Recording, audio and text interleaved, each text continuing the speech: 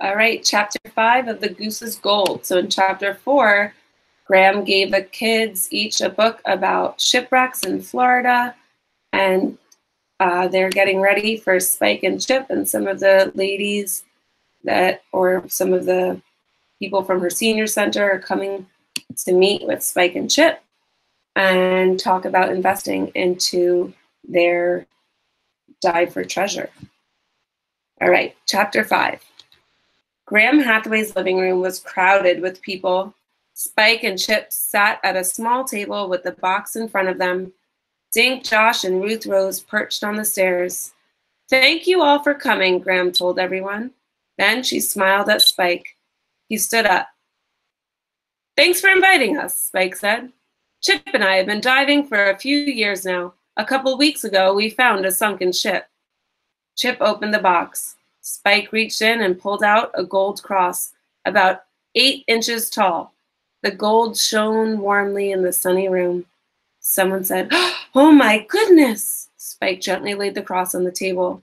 Next, he brought out a shiny hunk of silver, about the size of a big bar of soap. Then he spread a handful of gold coins on the table.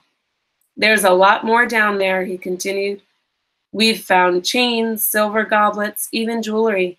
Graham's friends got out of their seats and crowded around Spike and Chip.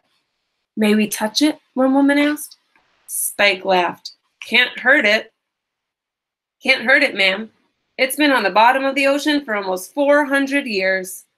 Josh was standing up so he could see. Graham Hathaway's friends were passing around the gold and silver. Spike," Josh said, "how did you get it so clean? Wouldn't it have barnacles and stuff all over it?" Spike grinned. "Good question," he said.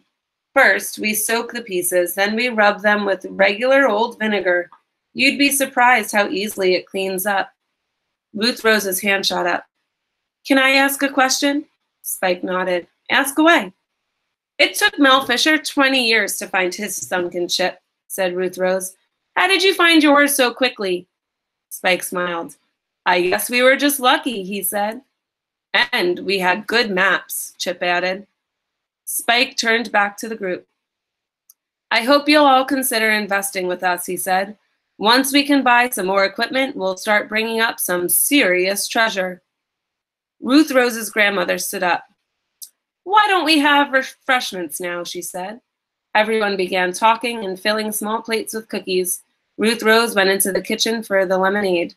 Dink and Josh stayed on the stairs near the table of goodies. Spike and Chip stepped over to the refreshment table. Dink watched Spike take a few cookies. "These cookies are loaded with chocolate chips," Spike whispered to his friend. Dink was about to say something to Spike, but he stopped. He knew he had heard those words before. Dink closed his eyes and tried to remember the voice he'd overheard in the airport. Dink was positive the man had said, "Those cookies are loaded." Dink was almost sure it had been the same voice. He looked down for a tattoo, but Spike's pants covered his ankles. The sandals looked the same, but a lot of people in Florida wore brown leather sandals. "What's the matter?" Ruth Rose asked Dink. "You look like you smelled something rotten." Dink stood up. "Come outside," he whispered. "It's important." And that's the end of chapter 5.